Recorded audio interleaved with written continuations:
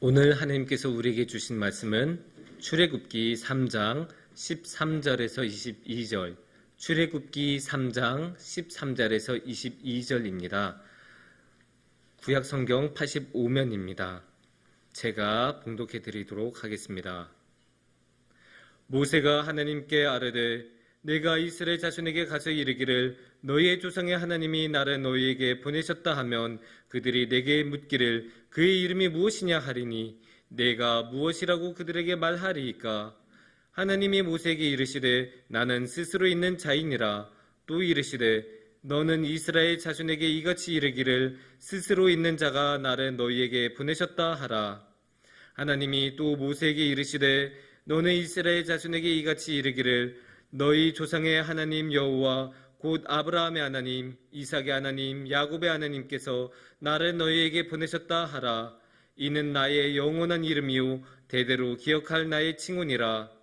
너는 가서 이스라엘의 장로들을 모으고 그들에게 이르기를 여호와 너희 조상의 하나님 곧 아브라함과 이삭과 야곱의 하나님이 내게 나타나 이르시되 내가 너희를 돌보아 너희가 애굽에서 당한 일을 확실히 보았노라. 내가 말하였거니와 내가 너희를 애굽의 고난 중에서 인도하여 내어 젖과 꿀이 흐르는 땅 곧 가나안 족속, 헷 족속, 아므리 족속, 브리스 족속, 히위 족속, 여부스 족속의 땅으로 올라가게 하리라 하셨다 하면 그들이 내 말을 들으리니 너는 그들의 장로들과 함께 애굽 왕에게 이르기를 히브리 사람의 하나님 여호와께서 우리에게 임하셨은즉 우리가 우리 하나님 여호와께 제사를 드리려 하오니 사흘 길쯤 광야로 가도록 허락하소서 하라. 내가 아노니 강한 손으로 치기 전에는 애굽 왕이 너희가 가도록 허락하지 아니하다가 내가 내 손을 들어 애굽 중에 여러 가지 이적으로 그 나라를 친 후에야 그가 너희를 보내리라. 내가 애굽 사람으로 이 백성에게 은혜를 입히게 할지라. 너희가 나갈 때 빈손으로 가지 아니하리니 여인들은 모두 그 이웃 사람과 및 자기 집에 거류하는 여인에게 은폐물과 금폐물과 의복을 구하여 너희의 자녀를 꾸미라. 너희는 애굽 사람의 물품을 취하리라. 아멘. 네, 어떤 젊은 자매님이 계셨습니다. 이 젊은 자매님께서는 젊음의 특권을 이용해서 연애를 시작했습니다. 연애를 하니까 얼마나 좋아요. 데이트도 하고 놀러도 가고 맛있는 것도 먹고. 그런데 이 젊은 자매님의 연애에는 결정적인 문제점이 있었습니다. 이러니까 굉장히 심각한 것 같죠. 근데 이 결정적인 문제점이란 상대방, 남자친구의 이름을 제대로 몰랐습니다. 정확히 말하면 성을 제대로 몰랐습니다. 어떻게 이런 일이 있냐 싶죠? 그런데 그게 제대로 통성명에서 만난 게 아니고 어쩌다가 이렇게 만난 사이에서 자연스럽게 맨날 만나다가 사귀게 된 거이다 보니까 이 사람이 무슨 성이지? 제대로 모르는 거예요. 거기다가 맨날 부를 때는 오빠, 오빠 하니까 이름을 제대로 알 필요도 없어요. 그래도 이렇게 계속 연애를 하다 보니까 이름을 계속 이렇게 모르고 지내는 건 아닌 것 같은데 그렇다고 연애를 시작한 지 꽤 됐는데 이제서야 물어본 것도 되게 이상하고 그래서 막 이 자매님이 계속 고민하다가 지혜를 짜내서 어느 날 남자친구한테 물어봤어요. 오빠는 본관이 뭐야? 나는 밀양박치인데. 나는 김해김씨야. 근데 갑자기 왜? 그냥 한번 알아보고 싶었어. 이래서 이 젊은 자매님께서는 지혜를 짜내서 아주 스무스하게 남자친구의 이름을 알아냈다고 합니다. 이거야 이제 그냥 재밌는 이야기로 한 거지만 실제로 우리 삶에서 이름은 굉장히 중요합니다. 이름을 알아야 우리가 상대방이 누구인지 특정이 되고 또 다시 만날 수도 있고 다시 연락도 할 수 있지 않습니까? 그래서 우리가 항상 나눠주는 명함에는 이름은 반드시 들어가지 않습니까? 아무리 시대가 변해도 명함에 이름은 반드시 들어갑니다. 우리 일상에도 이렇게 이름이 중요한데 성경에서는 이름을 아는 것을 더 중요하게 여깁니다. 왜냐하면 성경에서는 이름을 알면 상대방의 핵심, 상대방의 본질을 알 수 있다고 생각을 하기 때문입니다. 그래서 창조를 할 때 하나님께서 아담을 보고 모든 동물들과 창조물들에게 이름을 주라고 했을 때는 아담에게 굉장한 권위를 부여해 주신 것입니다. 이렇게 이름이 중요한데, 그렇다면 하나님의 이름을 아는 것은 무엇보다 중요하다는 것을 알 수가 있겠지요. 그래서 오늘 우리가 이 시간에는 하나님의 이름에 대해서 우리가 알아가면서 하나님이 어떤 분이신지에 대해서 더 깊이 알아가는 시간을 가졌으면 좋겠습니다. 오늘의 말씀은 모세가 하나님을 만난 것으로 유명한 이야기입니다. 배경을 이야기하자면 모세가 원래 이집트에 살다가 도망쳐 나와서 오랜 기간 몇십 년 동안 양치기로 그냥 열심히 일을 하다가 어느 날 양이 이상한 데 도망가서 그 양을 찾으러 갔다가 갑자기 불에 붙은 나무떨기를 보는데 이상하다, 왜 나무떨기가 불이 안 타지? 근데 그게 하나님이셨고 거기서 이제 하나님을 만나고, 근데 그 하나님께서 갑자기 모세에게 내가 이집트에서 내 백성을 끌고 나올 텐데 네가 거기서 역할을 좀 해라, 이렇게 갑자기 말씀하신 거예요. 그게 오늘의 이야기인데, 그 이야기를 들었을 때 모세의 기분은 어땠을까? 굉장히 놀랐을 것 같습니다. 한번 우리가 이렇게 생각해 보십니다. 우리가 이제 집에 이렇게 있다가 음식물 쓰레기를 버리려고 이렇게 딱 나가거나, 아니면 강아지 산책시키려고 딱 나가서 딱 이렇게 나갔는데 갑자기 하나님이 우리에게 나타나셨어요. 그러면 얼마나 놀랄까요? 우리가 그나마 이렇게 교회에서 딱 와서 예배 드릴 때 하나님을 만나면 그거는 당연히 이제 하나님을 만나러 온 자리니까 그런 것보다 하고, 아, 하나님 부르셨습니까? 이럴 텐데, 갑자기 일상 가운데서 이렇게 강아지 이렇게 데리고 있다가 갑자기 하나님 만나면 거기다 난 추리닝 차림이고, 어이구, 이거 뭐냐, 지갑도 안 가지고 있고, 이거. 근데 갑자기 하나님은 그걸로도 끝나지 않고 갑자기 내가 너를 남한과 북한이 통일할 때 지도자로 너를 삼겠다, 이렇게 하면 얼마나 놀라겠습니까, 우리가? 아니, 이거는 좋고 싫고를 떠나서 마음의 준비가 안 되었을 것 같습니다. 그렇게 마음의 준비가 안 되니까 모세는 쉽게 말해서 하나님 보고 도와주세요라고 말을 하는 겁니다. 그게 13절에 나오는데요. 13절에 보면 모세가 하나님께 아뢰되 내가 이스라엘 자손에게 가서 이르기를 너희의 조상의 하나님이 나를 너희에게 보내셨다 하면 그들이 내게 묻기를 그의 이름이 무엇이냐 하리니 내가 무엇이라고 그들에게 말하리이까. 이게 우리가 성경은 항상 딱딱한 언어로 쓰여져 있으니까 이게 감이 잘 안 올 수 있는데, 이런 식으로 한번 생각해 봤으면 좋겠어요. 아까 지금 모세는 굉장히 당황한 그런 마음이라고 했잖아요. 그런 상황에서 하나님한테 읍소를 하는 거예요. 아니, 하나님, 저 이집트를 떠난 지 40년이에요. 40년. 40년 동안이나 저 이집트를 떠나왔는데 저 이제 이집트에 아는 사람도 없어요. 그리고 이집트에 있는 그 이스라엘 이민자 커뮤니티가 어떻게 돌아간지도 모르고, 근데 지금 저보고 거기 가서 그 사람들 데리고 오라고요? 아우, 하나님, 그거 어떻게 합니까? 제가 거기서 하나님이 보내셨다라고 말하면 거기 있는 사람 누가 저를 믿고 누가 저를 따르겠어요? 하나님, 제가 그렇게 말을 하면 분명히 그 사람들은, 아, 그래, 네가 말하는 하나님이 그래서 누군데? 이렇게 저한테 되물을 게 분명한데 제가 그들에게 말할 하나님의 이름 하나 정도는 저한테 주셔야 되는 것 아닙니까? 하나님, 당신의 이름은 무엇입니까? 제가 그들에게 무엇이라고 전하면 되겠습니까? 이렇게 말하고 있는 거예요. 근데 이 절박함을 하나님도 이해하신 것 같아요. 그래서 하나님께서는 뭐 크게 따지지도 않고 크게 어렵지도 않게 그냥 곧바로 하나님 당신의 이름을 말씀해 주세요. 그게 14절에 나오죠.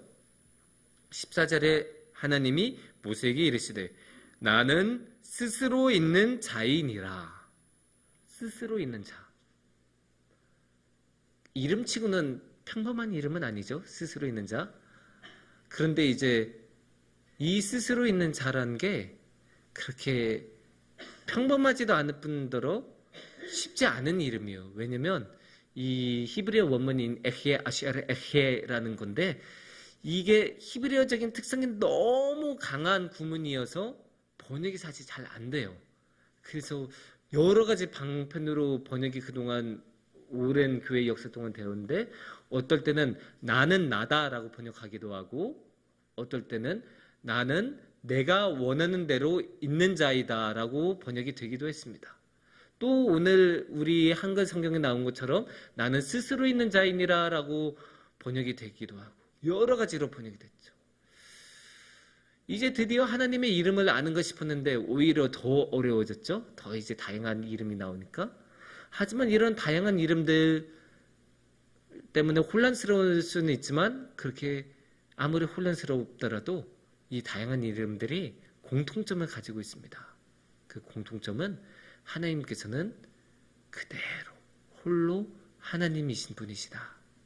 다른 것에 영향을 받지 않고 다른 것에 의해 창조되지 않고 다른 것에 의해 매이지 않고 스스로 원하는 대로 하나님은 그냥 하나님이신 분이시다. 이 말이거든요. 그러면 이 말에서 가장 중요한 특성, 가장 중요한 핵심이 무엇일까 생각하면 그건 바로 하나님은 자유로운 분이시다 입니다. 어떻게 하나님은 자유로우시냐? 매이지 않으시니까. 매인 게 없이 하나님은 자신의 원한대로 있고 자신이 원한대로 다른 것에 의해 창조되지 않고 다른 것은 다 창조하셔도 스스로는 창조가 안 된 스스로 계신 분. 만약에 창조가 되신 분이면 다른 것에 매여 있으니까 그것에 연결되어 있으니까 자유롭지 못하겠죠. 만약에 다른 것에 매여 있으면 거기에 엮여 있으니까 그것이 원한대로 가잖아요. 예를 들면 우리는 밥을 먹지 않고 살 수가 없잖아요. 그러니까 우리는 밥에 매여 있는 존재고 결국 밥을 주는 사람에게 그 사람의 말을 들어야 되고 결국 자유가 없는 사람들 그 밥을 주는 사람에게 우리는 우리의 자유를 줄 수밖에 없는 사람이라고 할 수가 있지 않습니까? 반면에 하나님은 그렇게 매인 게 하나도 없기 때문에 하나님께서는 완전하게 자유로우신 분이라고 말을 할 수 있습니다. 근데 여기서 중요한 것은 하나님께서 이렇게 자유로우신 분이신데 그러면 이 자유를 가지고 무엇을 할까? 이걸 한번 생각해 봤으면 좋겠어요. 왜냐면 아무리 자유가 있다고 해도 그 자유를 제대로 사용하지 않으면 굉장히 안 좋은 결과가 나올 수 있지 않습니까? 우리가 뭐 뉴스에 뭐 재벌 3세 그런 이야기들 많이 보잖아요. 뭐 뉴스나 드라마나 돈은 많으니까 어느 것에도 매이지 않고 그냥 원하는 대로 다 하고 사는데 그렇게 원하는 대로 다 하다 보니까 인생이 시시해져서 안 좋은 길로 가고 마약하고 맨날 술만 먹고 막 그러다 보면 누가 그 인생을 부러워하겠습니까? 누가 그 인생을 잘 살았다고 말하겠습니까? 그렇기 때문에 우리는 자유를 가지고 무엇을 하느냐? 자유 자체만큼이나 중요한 게 그 자유를 어떻게 사용하느냐, 그 자유를 가지고 어떻게 사느냐가 중요하다고 할 수 있습니다. 그러면 하나님께서는 이 자유를 어떻게 사용하실까요? 하나님께서는 이 자유를 가지고 우리를 도와주시는 데 사용하십니다. 이게 굉장히 특이해요. 다른 사람들, 모든 사람들은 자유가 생기면 그냥 자기 원하는 대로 하고 자기 욕심을 채우고 자기 이익이 되는 대로 행동해요. 하지만 하나님은 안 그러세요. 하나님은 자신의 이익을 생각하지 않으시고 자신이 원하는 것 이전에 우리를 먼저 봐주시고 우리 상태를 살펴주시고 우리를 도와주십니다. 오늘 말씀의 15절을 보면 하나님께서 뭐라고 하십니까? 나는 아브라함과 이삭과 야곱의 하나님이다. 그렇게 이야기를 하고 있죠. 이 이야기를 왜 하셨을까요? 내가 너네 백성, 너네 민족 옛날부터 도와줬었던 하나님이야. 내가 그냥 갑자기 나타난 거 아니다. 내가 옛날부터 너네 아브라함 때부터 이삭 때부터 야곱 때부터 내가 도와줬어. 그렇게 도와줬으니까 내가 이제도 도와줄게. 그렇게 선언을 하시는 거고 못을 박으시는 거고요. 그래서 그 다음부터 16절부터 22절은 내내 하나님께서 이 이스라엘 민족들을 어떻게 도와주시겠다라고 말씀하시는 그 계획을 말씀하시는 거예요. 어떻게 도와주시냐면 뭐 여러 가지 나오죠. 이제 인도해내서 그 애굽 땅에서 이끌어내줘서 저기 젖과 꿀이 흐르는 땅으로 데려가 주겠다. 그 이야기도 하시고 또 18절 같은 데 보면 애굽 왕한테 너는 가서 제사 드리러 가겠다고 말하라. 그렇게 이야기도 해주시고 그래서 광야로 가서 기도하고 예배하고 제사 드리게 하소서. 그렇게 말하라라고 하고 또 이제 분명히 근데 그 이집트 왕은 안 들을 테니까 내가 그 왕을 칠 거야. 그렇게 치면 그제서야 이집트 왕이 너희를 보내줄 거야. 그렇게 말씀을 해주시고, 하지만 너네가 그렇게 이집트 땅에서 나올 때 빈손으로 안 보낼게. 빈손으로 안 보내고 너네 이웃집에 있는 사람들이 다 너희들한테 금을 갖다 줄 거야. 그동안 너희가 고생했으니까 그 정도는 받아야지. 그리고 그 정도가 되면 너네 그 가나안 땅에 정착 자금 정도는 충분히 될 거야. 하나님께서 그렇게 계획을 세워주세요. 근데 이게 참 놀랍지 않습니까? 아직 하나도 안 일어나고, 아니 일어나기는커녕 기미조차도 안 보이잖아요. 우리가 알다시피 출애굽의 모든 이야기는 모세가 이집트로 들어가면서 이제 사건이 시작이 되는데, 이 모세는 아직 이집트에 가지도 않았잖아요. 그런데도 하나님께서는 이미 다 보고 계세요. 다 보고 계셔서 앞으로 어떻게 될지 그래서 계획도 세세하게 세워놓으시고, 심지어 이집트 왕이 그 말을 안 들을 것까지도 이미 다 생각하시고, 그래서 치실 거라고도 이야기까지 하시고, 거기에 정착자금까지 다 완전히 세세하게 다 계획이 있으셔요. 하나님. 이렇게 하나님은 우리를 도와주세요. 이 이스라엘 사람들만 도와주시겠습니까? 우리도 하나님께서는 그렇게 도와주세요. 우리가 그거 모를 뿐인데, 하나님께서 그 계획을 이렇게 세세하게 우리한테 알려주지 않으셨을 뿐인데, 우리가 인생의 어느 시점에서 이전의 인생을 되돌아보면 느끼실 거예요. 아, 내가 그때는 진짜 그렇게 힘들었었는데 하나님께서 도와주셨구나. 내가 그때는 정말로 더 이상은 안 되겠다 싶었었던 그런 때였는데 하나님께서는 그것도 해결해 줄 수 있도록 이미 다 계획을 하셨었구나. 그렇게 느끼실 거예요. 하나님께서는 그렇게 우리를 도와주시는 분이시기 때문에 우리를 위해서 그렇게 계획을 세세하게 세워주시고 항상 우리를 지켜주시고 항상 우리를 도와주십니다. 이렇게 도와주신 게 참으로 놀랍기만 한데, 그런데 우리가 여기서 이런 질문을 던져볼 수 있을 것 같아요. 하나님, 저한테 왜 그렇게 잘해주세요? 하나님, 저를 왜 이렇게 많이 도와주시는 거예요? 그런 질문은 우리 당연히 던질 수 있어요. 왜냐하면 그 은혜가 너무나 크고 너무나 놀랍고 그 도움의 손길이 너무나 강력했기 때문에 하나님께 우린 이런 질문을 너무나 경외하는 마음으로 드릴 수 있는데, 거기에 대한 대답은 사실 간단해요. 하나님께서 우리를 사랑하시기 때문입니다. 하나님이 너무나 우리를 사랑하셔서. 사실 하나님은 우리를 도와주실 이유가 전혀 없어요. 누가 하나님이 우리를 안 도와주셨다고 해서 하나님을 비난할 수 있습니까? 온 세상의 주인이신 하나님께 누가 감히 하나님께 뭐라고 할 수 있습니까? 또 하나님이 우리에게 빚진 것이 있습니까? 하나님이 이 이스라엘 백성 없이 못 사시는 분이십니까? 아닙니다. 하나님께서는 능히 다른 백성으로도 이런 놀라운 역사를 만드실 수 있는 분이고, 하나님께서는 이 이스라엘 백성에게 빚진 게 아무것도 없으신 분이고, 이스라엘 백성들은 맨날 죄만 지었잖아요. 죄만 짓고 하나님 말씀을 안 듣기만 했었던 족속이니까 언제든지 버려도 이상할 게 없었던 그런 족속이에요. 그런데도 하나님께서는 끝까지 도와주시잖아요. 이렇게 아무런 이유 없이, 아무런 이유도 없고 빚진 것도 없고 도움되는 것도 득이 되는 것도 없는데도 계속 도와주면, 그럴 때는 사기꾼이거나 사랑하거나 둘 중 하나밖에 없는데, 아무리 봐도 이스라엘 백성한테 사기를 치시는 하나님까지는 않으니까, 그러면 하나님께서는 우리를, 이스라엘 백성을 사랑하시는구나 라는 결론밖에 안 나옵니다. 그렇게 이스라엘 백성을 사랑하신 것처럼 하나님께서는 우리도 사랑하시고 우리도 지켜주시고 우리를 도와주신 분이시잖아요. 이게 진짜 놀라운 거예요.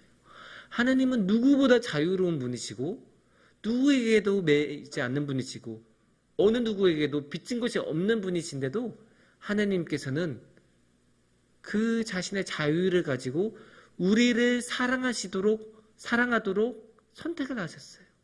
자신이 그걸 원하셔서 하나님이 다른 원리나 자연의 섭리나 그런 것이 아니라 그냥 하나님이 자신이 사랑을 하겠다고 마음을 먹으시고 우리를 선택을 해주신 거죠. 그렇게 하나님께서는 우리의 자유를, 하나님의 자유를 그렇게 우리에게 사용해 주셨다고 할 수도 있습니다. 그런 자유가 너무나 잘 나타난 부분이 또 어디입니까? 예수님의 모습입니다. 예수님이야말로 얼마나 자유로웠던 분이십니까? 예수님도 하나님이시니까 하나님이 누리는 자유, 예수님에게도 다 있으셨을 겁니다.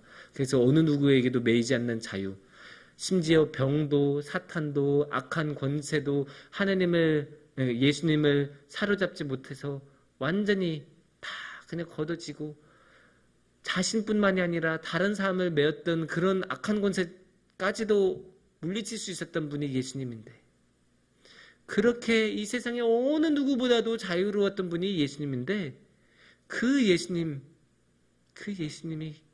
십자가에 오르시지 않으셨습니까? 예수님께서 그 십자가를 안 지으시라고 하셨으면 얼마든지 피할 수 있지 않으셨겠습니까? 얼마든지 도망가실 수도 있었고, 그 예수님을 잡으러 온 사람들이 왔을 때 천사들을 군대처럼 보내서 물리칠 수도 있었을 거고, 아니면 자신의 그 권능을 이용해서 그냥 그 사람들을 다 막아낼 수도 있었을 겁니다. 그럼에도 불구하고 예수님께서는 기꺼이 자신을 내어주시고 그 십자가의 길을 걸어가시면서 그 십자가에 오르시지 않으셨습니까? 예수님은 사랑을 선택하셨던 거고 자신의 자유를 가지고 우리를 사랑해 주셨습니다. 이렇게 예수님과 하나님의 사랑은 너무나 크다는 것을 우리가 다시 한번 기억하고 우리 마음속에 꼭 가졌으면 좋겠습니다. 사랑하는 성북중앙교회 여러분, 우리가 살다 보면 하나님이 잘 안 보일 때가 있습니다. 우리가 일상에서 너무 바쁘거나 아니면 너무 어디가 아프거나 아니면 너무 힘들고 고통스러울 때는 그런 것들에 짓눌려서 하나님을 못 볼 때가 있습니다. 하지만 그럴 때마다 하나님께서는 이 세상에서 가장 자유로우셨던 분이시지, 그리고 그 자유를 가지고 우리를 사랑하셨던 분이지, 그거 하나만큼은 꼭 기억을 해주셨으면 좋겠습니다. 그래서 여러분이 힘드실 때, 방황하실 때 그냥 절망하시고 좌절하시지 마시고 항상 하나님 손을 붙잡고 우리를 그 누구보다 사랑하시는 하나님, 자신의 자유를 가지고 사랑하시는 그 하나님을 꼭 붙들고 그 주님의 사랑과 자유로 충만해지시는 여러분이 되시기를 축원합니다. 기도하겠습니다.